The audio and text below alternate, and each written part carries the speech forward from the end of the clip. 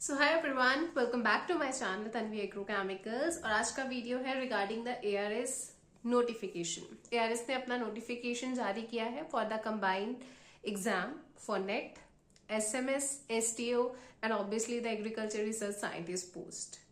तो ऑब्वियसली आप सबको पता है कि मेरा चैनल जो है Tanvi agro chemicals, that is specifically based on the agro chemicals, जो कि डिसिप्लिन नंबर 40 है इन द एआरएस। एंड आज हम सबसे पहले बात करने जा रहे हैं नोटिफिकेशन की, which is useful for all the discipline. Notification की बात करना इसलिए जरूरी है ताकि हमें अपना टारगेट पता हो। तो नोटिफिकेशन को एक बार पहले हम अच्छे से देखेंगे, और नोटिफिकेशन को देखने के बाद हम क्या करेंगे, हमारा जो फर्स्ट चैप्टर है दैट इज केमिस्ट्री, और केमिस्ट्री के अंदर जितने भी टॉपिक्स हैं हम इन डिटेल में डिस्कस कर लेंगे कि कौन सा टॉपिक हमें कहाँ से पढ़ना है, और एक एक करके इसी तरह से हम अपने बाकी सारे यूनिट्स भी कवर कर लेंगे, राइट। तो चलिए स्टार्ट करते हैं हम आज का वीडियो। तो ये है हमारा एग्रीकल्चर साइंटिस्ट रिक्रूटमेंट बोर्ड का नोटिफिकेशन जो कि 24 Feb 2025 को इशू हुआ है। ओके, तो ये नोटिफिकेशन है for the NET, ARS, SMS, STO, टी6 एग्जामिनेशन 2025 के लिए। ठीक है। अब इसमें उसने ये बताया हुआ है कि जैसे कि रूल्स और प्लान्स है एग्जामिनेशन के, जो कि हमने सेक्शन ए, बी और सी में दिए गए हैं, उसके अकॉर्डिंग जो हमारी इंपॉर्टेंट डेट है, ऑनलाइन एप्लीकेशन 22 अप्रैल को आ जाएगा, 1 बजे स्टार्ट हो जाएगा। लास्ट डेट और टाइम जो है फाइनल सबमिशन का वो 21 मई 2025 का है। जो एग्जामिनेशन है नेट का, प्रीलिम्स, एआरएस, एसएम और एसटीओ का, वो 2 टू 4 सितंबर को होगा। और जो कंबाइन होगा इन सभी का मीन्स यानी कि जो डिस्क्रिप्टिव टेस्ट है वो 7 दिसंबर को होगा। राइट। अब सब्जेक्ट जो चेंज करने के लिए ये है कि जो सीबीटी है वो कंडक्टेड है तीनों एग्जामिनेशन के लिए, नेट के लिए भी, प्रीलिमिनरी एआरएस के लिए भी, एसएमएस एसटीओ के प्रीलिमिनरी के लिए भी। और जो कंबाइन मेन है वो दोनों के लिए होगा, एआरएस के लिए भी होगा, एसएमएस टी6 और एसटीओ टी6 के लिए भी होगा। अब जो इनके लिए सेंटर्स हैं वो एनेक्स 2 में दिए गए हैं। मतलब कि centres for SMS STO ARS prelims वो इन एग्जिट 2 में गए हैं। Centres for the combined main exam जो होगा वो इन एग्जिट 3 में दिया गया है। ठीक है। उसके बाद ये है फी क्राइटेरिया। अब फी क्राइटेरिया एप्लीकेशन फी का उन्होंने ये बोला है कि अगर आपने एक बार सेंटर पहले भर दिया तो सेंटर दोबारा चेंज नहीं होगा, इसका ध्यान रखना है। एप्लीकेशन फी अनरिजर्व कैटेगरी के लिए जो कि नेट को दे रहे हैं सिर्फ 1000 है, इकोनॉमिक वीकर सेक्शन और ओबीसी के लिए 500 रुपीज है, SC ST person with disabilities and women transgender के लिए 250 रुपीज है। अगर आप एआरएस के साथ एसएमएस एसटीओ का एग्जाम भी दे रहे हैं तो वही अनरिजर्व के लिए 1000, देन 1000, और net with any of the combination तो 2000 रुपीज लगेंगे। इकोनॉमिक वीकर सेक्शन के लिए 500, 800, 1300, SC ST person with disabilities, women और ट्रांसजेंडर के लिए 250, नील और 250 है। ठीक है। अब इसके बाद वो ये बोल रहे हैं कि जो कैंडिडेट है वो अपने ऑप्शन चूज कर सकते हैं कि उन्हें सिर्फ नेट देना है, सिर्फ एआरएस देना है, सिर्फ एसएमएस देना है, या एसटीओ देना है, या कॉम्बिनेशन में देना है उन्हें। ठीक है। और जो आपकी फीस है वो भारत कोष के थ्रू पे होगी और उसकी इंस्ट्रक्शन एनेक्टेड 1 में दी हुई है। ठीक है। सबसे पहले वो ये बोल रहे हैं अप्लाई कैसे करना है। अप्लाई करना है हमने वेबसाइट पे जाके, जो कि www.asrborg.in है। और जो एप्लीकेशन की इंस्ट्रक्शन है वो एनेक्चर 1 में है। ओके। अब जो उन्होंने ये भी बोला है कि जब आप एक बार फॉर्म फिल कर देंगे तो कैंडिडेट्स को अपने डॉक्यूमेंट और सर्टिफिकेट की कॉपी एकदम से अटैच करने की जरूरत नहीं है ऑनलाइन सबमिशन के टाइम पे। ठीक है। जो कैंडिडेट है वो अपने खुद के इंटरेस्ट से सेटिस्फाई कर लें कि वो एलिजिबल है या नहीं, खुद ही डिसाइड कर लें। ठीक है। और इन एलिजिबिलिटी के केस में अगर बोर्ड को किसी भी स्टेज पे पता लगता है तो वो उनके रिजल्ट को कैंसिल कर देंगे। ठीक है। और जो नेट का सर्टिफिकेट है वो डिजी लॉकर ऐप के थ्रू ही आपको इशू होगा। तो वो ये बोल रहे हैं कि कैंडिडेट जो है वो इस चीज का ध्यान रखें कि जब भी वो एप्लीकेशन फिल कर रहे हैं, ठीक है, उस टाइम पे ध्यान से करना है फिर, क्योंकि बाद में centre, discipline, name, father name, date of birth, gender, email ID, phone, mobile number कुछ भी चेंज नहीं होगा, कैटेगरी या मीडियम ऑफ एग्जामिनेशन। ठीक है। इसके अलावा इम्पोर्टेंट नोटिफिकेशन क्या है कि आपको अप्लाई जो करना है ऑनलाइन वो इस लिंक, मतलब अप्लाई करने के लिए एक लिंक दिया जाएगा जो कि asrb.org.in पे है। ठीक है। बाकी कोई भी मोड एप्लीकेशन का अलाउड नहीं है। और जो कैंडिडेट हैं वो अपने ऑप्शंस को ध्यान से चुने कि कॉम्बिनेशंस चूज कर रहे हैं या सिंगल सिंगल चूज कर रहे हैं। ठीक है। अगर अपार्ट फ्रॉम नेट अगर कैंडिडेट कोई भी ऐसा कॉम्बिनेशन जो कि एआरएस, एसएमएस, एसटीओ, ठीक है, को चूज करता है तो उसको इंडिकेट करना पड़ेगा उसको ऑर्डर ऑफ प्रेफरेंसेस क्या है in the decreasing order in the application for. ठीक है, जो ऑर्डर ऑफ प्रेफरेंस अगर एक बार इंडिकेट कर दिया कैंडिडेट ने एट द एप्लीकेशन स्टेज, वही उसके लिए फाइनल है। ठीक है, और बाद में चेंज नहीं होगा। ओके, तो आप पहले से डिसाइड कर लो आपको सबसे पहले एआरएस रखना है या सबसे पहले एसएमएस रखना है या सबसे पहले एसटीओ रखना है या सबसे पहले नेट रखना है। ठीक है, वो कैंडिडेट है वो इंश्योर कर लें कि उनकी एलिजिबिलिटी बन रही है। जिन्होंने रिलैक्सेशन या रिजर्वेशन के लिए अप्लाई करना है, ठीक है, वो अपने मतलब वो एज पर रूल्स ही अप्लाई करें। उनके पास सारे डॉक्यूमेंट्स होने चाहिए और इसके लास्ट में उन्होंने लेक्चर्स भी दिए हैं जिसे फिल करके बाद में प्रेजेंट करना पड़ेगा। कैंडिडेट्स जो है वो मतलब दे आर नॉट अलाउड कि वो कोई भी सर्टिफिकेट मार्कशीट ऑनलाइन एप्लीकेशन के साथ अटैच करें। और जो कैंडिडेट्स हैं उन्हें अपलोड करने पड़ेंगे self attested copy of the document in support of candidature during the date that would be announced at the time of declaration of result of the mains. Mains का जब result आएगा उसके बाद में आपको डॉक्यूमेंट अपलोड करने के लिए बोलेंगे। अब जहाँ पे जो कैंडिडेट जो है डॉक्यूमेंट जिन्होंने सबमिट किए in the support of their eligibility, ठीक है, they are not found as per the prescribe format, तो फिर उसके बाद उन्हें अपॉर्चुनिटी नहीं दी जाएगी उन सब उस सर्टिफिकेट्स को बाद में दोबारा लेटर ऑन सबमिट करने की। मतलब आपको सब कुछ टाइम पे करना पड़ेगा। ठीक है, और जो अपेंडिक्स 1 to 5 है, document certificate in any language other than Hindi और इंग्लिश, वो एक्सेप्ट नहीं होगा। और अगर कोई आपके पास ऐसा डॉक्यूमेंट है तो आपको एक नोटरी सर्टिफिकेट लेना पड़ेगा। ठीक है, कि ट्रांसलेटेड कॉपी जो है आपके डॉक्यूमेंट की that should be duty attested bye a notary public. ठीक है, इसके बाद वो बोल रहे हैं the candidates already in the service of ICAR, ठीक है, स्टेट गवर्नमेंट साइंटिफिक इंस्टीट्यूट या यूनिवर्सिटी या जो परमानेंट और टेम्परेरी कैपेसिटी से है, ठीक है, अदर देन द कैजुअल और daily rated employ they required to submit NOC और अंडरटेकिंग जो कि एनेक्सर 5 में है। OBC candidate whose caste is not listed in the central list, ठीक है, as available on central commission for backward classes and who are not covered under provisionally as applicable to OBC non creamy layer, ठीक है, उन्हें हम general ही मानेंगे। ठीक है, उस पर्पस के लिए जो अपने ओबीसी वाले कैंडिडेट्स हैं जो कि नॉन क्रीमी लेयर को बिलोंग नहीं करते हैं तो उनको जनरल ही कंसिडर किया जाएगा, तो इस चीज का ध्यान रखें सभी। ठीक है, अगर कोई भी कैंडिडेट एज की relaxation, educational qualification, economic weaker section, schedule caste, schedule tribes, OBC percentage या कोई भी ऐसी चीज के लिए मतलब क्लेम कर रहा है और बाद में उसको पता लगता है कि वो इनकरेक्ट है, तो दैट मीन्स वो बाद में डिस्क्वालीफाई हो जाएगा। ठीक है, उसके बाद वो बोल रहे हैं कि no candidate will be allowed to take the examination unless और until she holds a certificate of admission for the examination. उसे डाउनलोड करना पड़ेगा, चेक करना पड़ेगा कि उसमें कोई एरर ना हो, और अगर कोई एरर है तो आप बोर्ड को बताएं, जो कि NET A R S S M S S T O 2025 @esrb.org.in पे आप डाल सकते हैं अपनी क्वेरी। ठीक है, उसके बाद उन्होंने ये बताया है कि आप रिक्वेस्ट विड्रॉ नहीं कर सकते हैं अगर आपको बाद में विड्रॉ करने का मन करे। ये एडमिशन सर्टिफिकेट वो डाउनलोड हो जाएंगे वेबसाइट पे एक 1 वीक पहले। ठीक है, only such candidates who are selected in the same journal standard as applied to under your candidates shall be treated as own merit candidates। ठीक है, अब मतलब ये आप समझ रहे हो ना कि जो बाकी कैटेगरीज के लोग हैं वो जनरल में भी कंसिडर होते हैं। ठीक है, और अगर सपोज बाकी कैटेगरीज के लोग, ठीक है, वो क्वालिफाई कर जाते हैं after getting any age relaxation, ठीक है, देन वो तो उसके बाद फिर बोल रहे हैं व्हाट इज प्रिस्क्राइब, तो जो क्वालिफाइंग मार्क्स हैं उनके वो वही होंगे जो अनरिजर्व कैटेगरी के लिए होंगे।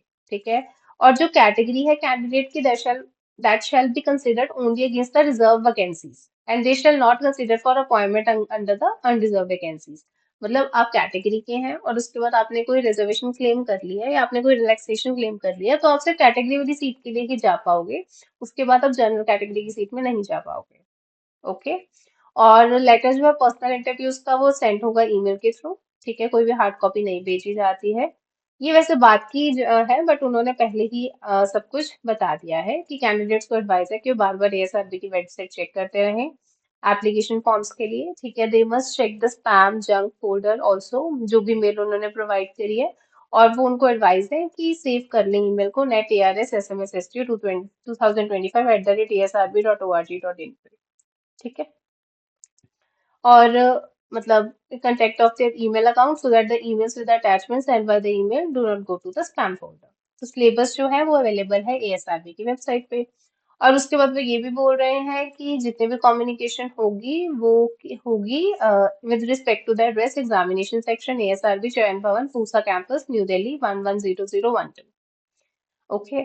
और जो ईमेल है वो ऑलरेडी मैंने पहले आपको बता दिया है। स्मार्टफोन्स अलाउड नहीं है, गैजेट्स अलाउड नहीं है एग्जामिनेशंस में, ये हमें पहले ही पता है। अगर कोई डिस्क्रिपेंसी होती है इंग्लिश और हिंदी वर्जन्स में, तो जो इंग्लिश वर्जन है उसके फाइनल माना जाएगा। नोटिफिकेशन ASRB की वेबसाइट पे आएगी। और कैंडिडेट्स को जरूरी है कि वो अपने साथ में जरूर 2 फोटोग्राफ, ID कार्ड जो भी उन्होंने अपलोड करा है या जो मेंशन किया है, 2 फोटोग्राफ्स के साथ लेकर जरूर जाएं। ठीक है। और उसके बाद वो बोल रही है कि जो एडमिशन सर्टिफिकेट है ASRB इशू करती है एग्जामिनेशन का, वो हर स्टेज पे अपने पास रखना है आपने। ठीक है। उसके बाद उन्होंने ये बोला है provisions for persons with benchmark disability candidates, उनके लिए स्क्राइब का अगर किसी को चाहिए, अगर कोई पर्सन नहीं लिख सकता है तो उसके लिए क्या फैसिलिटीज है, उन्होंने ये सब भी यहाँ पे मेंशन किया है। ठीक है। वो बोल रहे जितने भी गाइडलाइंस हैं जो कि नेशनल डिजास्टर मैनेजमेंट के द्वारा होगी वो सारी सेंटर्स पे अप्लाई हो जाएंगी। ठीक है। और उसके बाद ये बोल रहे हैं कि अगर बोर्ड किसी कैंडिडेट को गिल्टी मान लेता है तो इम्पर्सनेशन या फिर सबमिटिंग फैब्रिकेटेड डॉक्यूमेंट और डॉक्यूमेंट जो कि टेम्पर्ड होंगे, इनकरेक्ट होंगे, फॉल्स होंगे, ठीक है, तो उसके बाद उसे परमानेंटली डीबार कर दिया जाएगा स्पेसिफिक पीरियड के लिए बाय द बोर्ड। ठीक है। और by the ICR from the employment under them. ठीक है। और liable to discipline action under the appropriate rules. उसके बाद ये है कि जितने भी डिसीजन है ASRB ICR का, all the matters related to eligibility, acceptance, rejection of applications, penalty या फिर false information, mode of selection, conduct of interview और एग्जामिनेशन, अलॉटमेंट, वो फाइनल है। ठीक है। Will be final and binding on the candidates, no inquiry corresponding will be entertained in this regard. ठीक है। इसके बाद वो ये बोल रहे हैं फॉर्म फिल करने के टाइम पे आपको जो पहले उन्होंने बताया था कि आपको प्रेफरेंस देना है, ये सब जरूरी है। और फॉर्म फिल करने से पहले आपको ये सारी चीजें अपने पास रखनी है। आपका name, father's name, complete address, permanent address, Aadhaar card, 10th का सर्टिफिकेट, 12th का सर्टिफिकेट, बैचलर्स का सर्टिफिकेट, मास्टर्स का सर्टिफिकेट, डॉक्टर का सर्टिफिकेट। ठीक है। और जो सेंटर आपने ऑप्ट करना है, ध्यान से करना, क्योंकि जो सेंटर एग्जामिनेशन प्रीलिम्स के इन एग्जा 2 में है, कंबाइंड मेंस के इन एग्जा 3 में है, तो अभी के लिए आप इन एग्जा 2 वाले करेंगे जो सबसे पहला नोटिफिकेशन आएगा। फिर उसके बाद आपको स्कैन कॉपी चाहिए फोटोग्राफ की, वाइट बैकग्राउंड पे, मैक्सिमम साइज 200 KB का होना चाहिए, face covering at least 2/3 of the total space. Scan copy blue या ब्लैक इंक से व्हाइट पेपर पे अपने आपके सिग्नेचर की होनी चाहिए, जो कि मैक्सिमम साइज 100 KB का होना चाहिए। लेफ्ट थंब इम्प्रेशन चाहिए, डेबिट क्रेडिट कार्ड और UPI ऑनलाइन पेमेंट्स के लिए आपको चाहिए। वैलिड और एक्टिव ईमेल आईडी चाहिए। और candidate should have details of 1 photo ID, Aadhaar card, voter card, PAN card, licence, ये सब उसके पास होना चाहिए। ठीक है। उसके बाद ये बोल रहे candidates required to enter the valid और active email ID in the application from forms, this all communication information update will be sent to email ID only। ठीक है। उसके बाद बोल रहे हैं पेमेंट जो है वो भारत कोष पे होगी। भारत कोष पे आप जाकर वेबसाइट पे जाएं bharatkosh.gov.in। उसके बाद नॉन रजिस्टर्ड यूजर्स पे सिलेक्ट करें इंडिविजुअल, फिर उसके बाद searching in the purpose category select ministry 001 agriculture to pay fee NET ARS SMS STO examination select करें। ठीक है। पर्पस उसका, फिर confirm PAO 00001, okay, PA1 confirm DDO 216968 additional ASRB Chayan भवन, fill the amount and detail about the payment in remarks as per the following depending upon combination in the application form। Captcha enter करो, press कर दो add, go to the next page, फिर depositors details, ठीक है, online payment कर दो। बस, ये तो ऑनलाइन पेमेंट के लिए सिंपल है। अब मेन चीज ये है कि ये है आपका इनेक्शर 2। तो इनेक्शर 2 में आप ध्यान से देख लीजिए कि कौन सा सेंटर है कौन सी स्टेट्स के लिए। राइट। तो ये इंपॉर्टेंट है। दिल्ली का जैसे कि 12 नंबर का है। और similarly port Blair Pune, Raipur, Rajkot, Shimla है हिमाचल प्रदेश के लिए, जम्मू, उदयपुर है राजस्थान के लिए। तो ये सारे सेंटर्स बने हैं और ये मेंस के एग्जाम्स के लिए सेंटर्स हैं। ठीक है। तो बस आपको यही ध्यान देना है इसमें। अब देखो सेक्शन ए में नेट आ गया। नेट में उन्होंने बताया plan of examination detail plan annexed 5 में दिया है, सिलेबस ऑलरेडी पहले दिया गया है। ठीक है। और नेट का एग्जाम इसलिए होता है कि जो कैंडिडेट अगर नेट क्लियर कर लेता है तो वो लेक्चरशिप और असिस्टेंट प्रोफेसर के लिए एप्लीकेबल हो जाता है। ठीक है।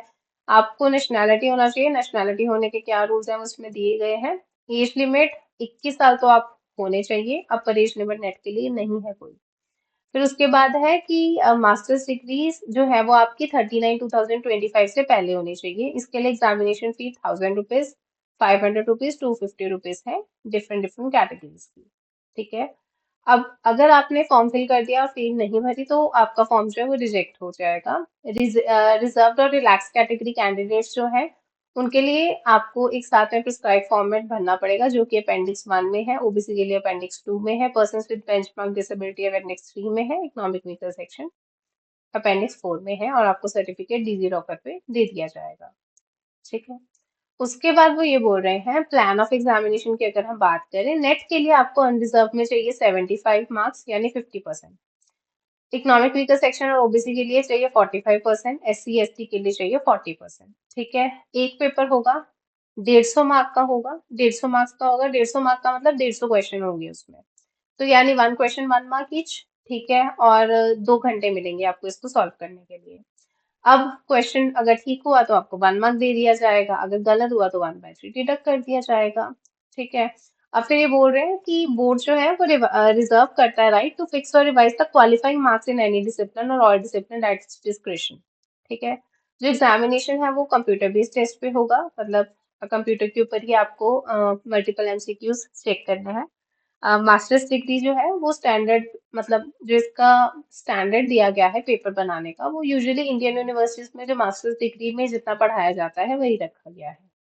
और ये है एलिजिबिलिटी क्वालिफिकेशंस। ठीक है। हर डिसिप्लिन की, इसे ध्यान से देख लीजिए आप कौन कौन से डिसिप्लिन में लाई कर रहे हैं। ठीक है। उसके अकॉर्डिंग ध्यान से, क्योंकि कई बार ऐसा होता है एक डिग्री मोर देन 1 डिसिप्लिन के लिए एप्लीकेबल होती है, तो प्रेफरेंस यही दी जाती है कि जिस डिग्री में आपने मास्टर्स की है, ठीक है, तो आप उसी में करीजिए, करें।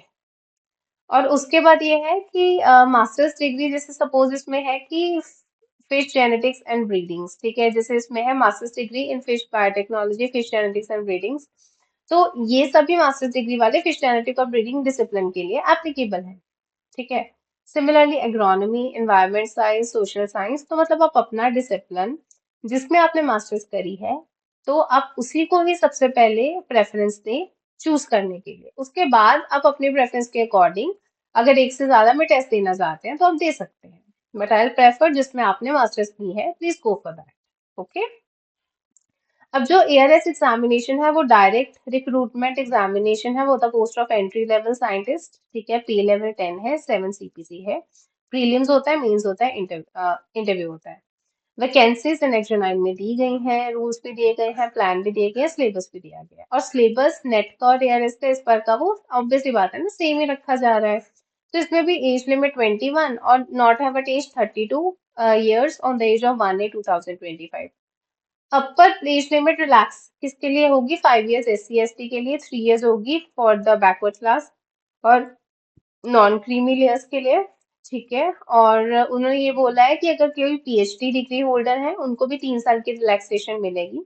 मैक्सिमम लिमिट लेकिन एससी एसटी के लिए 40 इयर्स है, ओबीसी कैंडिडेट्स के लिए 38 इयर्स है, और पर्सन विद बेंचमार्क डिसेबिलिटीज के लिए 45 इयर्स है। ठीक है। और जिस इसमें है ex serviceman, defence personnel as per existing instructions of government of India, और in service agriculture university less than 35 year of age will be eligible to appear in the ERS. अब एजुकेशनल क्वालिफिकेशन की अगर हम बात करें, अब इसमें बोल रहे हैं candidate must possess master degree equivalent. ठीक है। Discipline as prescribed in annexure 6 जो कंप्लीट होनी चाहिए 39/2025 से पहले, incorporated by the act of central and state legislature in India, right? और उसके बाद ये बोल रहे candidates who have appeared at the examination and passing of which would render them eligible to appear at the ARS examination 2025 but have not been informed of the result may apply for admissions to ARS examination 2025. Candidates who intend to appear at such qualifying examination may also appear and must hold the degree. वो कहते हैं कई बार ये होता है कि candidate जो कि एग्जामिनेशन के लिए अपीयर हो गए हों, ठीक है, और जो पासिंग ऑफ विच है वो random them eligible to appear for ARS examination 2025 but have not been informed of the result में apply for admission to ARS examination. ठीक है। इसके लिए भी उन्होंने बोला है कि ईआरएस के लिए तो फी आपको अनरिजर्व को 1000 रुपीज है, इकोनॉमिक वीकर सेक्शन ओबीसी को 800 रुपीज है, और बाकी सबको कोई फी नहीं है। ठीक है। Applications not accompanied by not accompanied by the prescribed fee shall be summarily rejected. Okay. Reserved और रिलैक्स कैटेगरी कैंडिडेट्स तो उन्होंने बताया है ये। ठीक है। डिसीजन ऑफ द बोर्ड वो फाइनल होगा। अब इसमें मेन चीज ये देखनी है कि प्लान जो है ईआरएस के लिए वो ये रखा गया है, 150 मार्क्स मैक्सिमम है 2 घंटे में, मेंस होगा 300 मार्क्स का 3 घंटे में, पर्सनल इंटरव्यू 45 मार्क्स का होगा। 1/3 रॉन्ग के लिए मतलब कट कर दिए जाएंगे, और राउंडिंग ऑफ नहीं है, there will be no rounding off the fractions of marks. ठीक है। अब मिनिमम मार्क्स जो है क्वालिफाई करने के लिए इसमें 67.5 चाहिए, 45%। ठीक है, प्रीलिम्स के लिए। और जो इकोनॉमिक वीकर सेक्शन ओबीसी के लिए 60 चाहिए, SC ST person with disability के लिए 52.5 यानी 35% चाहिए।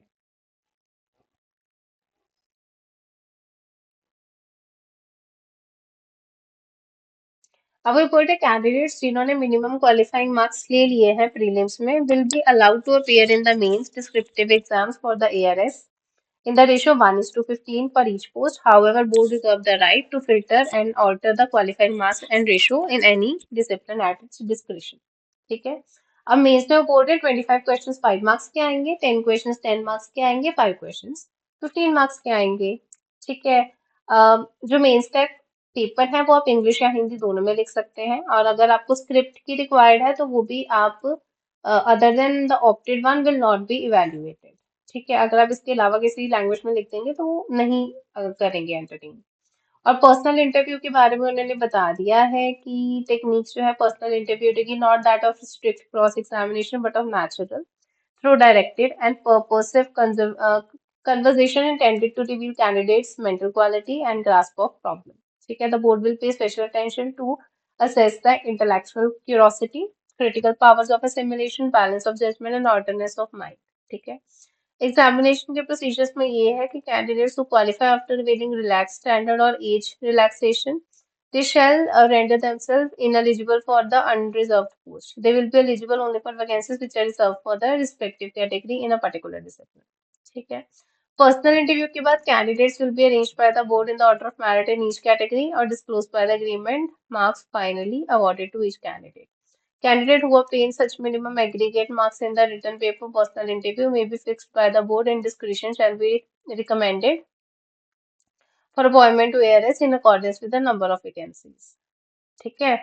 अब रूल्स फॉर टाई ब्रेकर, अगर सपोज किसी दो कैंडिडेट्स के रूल सेम हो गए हैं मतलब मार्क्स, तो उसमें कैसे डिसाइड होगा? जिसने मेंस में ज्यादा मार्क्स किए होंगे उसका रैंक ज्यादा होगा। ठीक है। जिसके मार्क्स मेंशन एट द, अगर मेंस में इक्वल मार्क्स है तो जिसने प्रीलिम्स में ज्यादा किए होंगे उसका रैंक ज्यादा होगा। ठीक है। There will be a reserve list or panel to fill up the vacancies arising due to non-joining of candidate within the stipulated time allowed for joining the post, or where candidate joins but he or she resigns or dies within the period of 1 year from the date of his or her joining, if a fresh panel is not available by then. Revaluation का कोई provision नहीं है। ठीक है। Script का no result और request of revaluation will be entertain, board will not enter into any correspondence in this regard. ठीक है। और recommendation by the board for appointment in ERS will be not binding unless ICS is satisfied after such inquiry. ठीक है। उसके बाद ये आ गई आपकी वैकेंसी ऑफ ईआरएस। ठीक है। हर कैटेगरी की हर डिसिप्लिन की कोड भी दिया गया है, साथ में नंबर ऑफ वैकेंसीज, जैसे एंटोमोलॉजी में 22 आई है इस बार, और उसके बाद माइक्रो में 8 आई हैं, देन बॉटनी में 12, जेनेटिक्स प्लांट ब्रीडिंग 24, और नेमेटोलॉजी 2, plant biochemistry 6, plant pathology 20, plant physiology 14, seed science and technology 10, floriculture and landscaping 4, fruit science 20, vegetable science 12, animal biochemistry 8, biotechnology 4, animal genetics and breeding 18। तो इसी तरह से काफी है, एनिमल न्यूट्रिशन में 20 है। ठीक है। So this is fine. और जो आप मतलब हर कैटेगरी की देख सकते हैं, यहाँ पे कैटेगरी वाइज गिवन है। अब इसके बाद आ रहा है एसएमएस और एससीटीओ का, जिसकी वैकेंसीज अलग से इन्होंने दी गई हैं। नेशनैलिटी, एज लिमिट, मतलब क्राइटेरिया ऑलमोस्ट ऑलमोस्ट सेम है एआरएस जैसा। ठीक है। कोई ज्यादा फर्क नहीं है, लेकिन जैसे कि 150 मार्क्स का प्रीलिम्स होगा, 300 मार्क्स का मेंस होगा, 3 घंटे का 45 मार्क्स का इंटरव्यू होगा। अगेन 67.5 अनरिजर्व, इकोनॉमिक सेक्शन 60, कि 2.5 SC/ST के लिए है। ठीक है, उसके बाद अब वो ये बोल रहे हैं कि ये वैकेंसीज आ गई एसएमएस की। ठीक है, एसएमएस में जैसे एंटोमोलॉजी में एक ही है, और एसटीओ में जो है एंटोमोलॉजी में नहीं है, बायोटेक्नोलॉजी में 3 है। तो इसी तरह से आप पहले वैकेंसीज देख लीजिए, उसके अकॉर्डिंग आप फिल कर लीजिए, और लास्ट में है आपका अपेंडिक्स। और ये फर्स्ट जो है वो है सर्टिफिकेट ऑफ एससीज एंड एसटीज के लिए। ठीक है, और उसके बाद नेक्स्ट जो है वो बैकवर्ड क्लासेस के लिए है, और उसके बाद जो नेक्स्ट है that is for disability certificate. Okay, और इसके बाद जो नेक्स्ट है against for multiple disabilities, right. And next will be income and asset certification, economic weaker sections के लिए है, और एम्प्लॉयमेंट सर्टिफिकेट है लास्ट। तो ये रहा आपका टोटल नोटिफिकेशंस। ठीक है, तो नोटिफिकेशन में डेट्स को याद रखना, टाइम पे फॉर्म फिल करना है आपने, आपके डिसिप्लिन में कितनी सीट्स हैं उसका बहुत ध्यान से करना है, और आपको किस प्रेफरेंस में फॉर्म फिल करना है आपको ये अभी बैठ के डिसाइड कर लेना चाहिए। ओके, क्वालिफाइंग मार्क्स हमने देख लिए हैं सबके, राइट। तो क्वालिफाइंग मार्क्स के अकॉर्डिंग बस अपनी स्ट्रैटेजी आपको बनानी है and then go for it.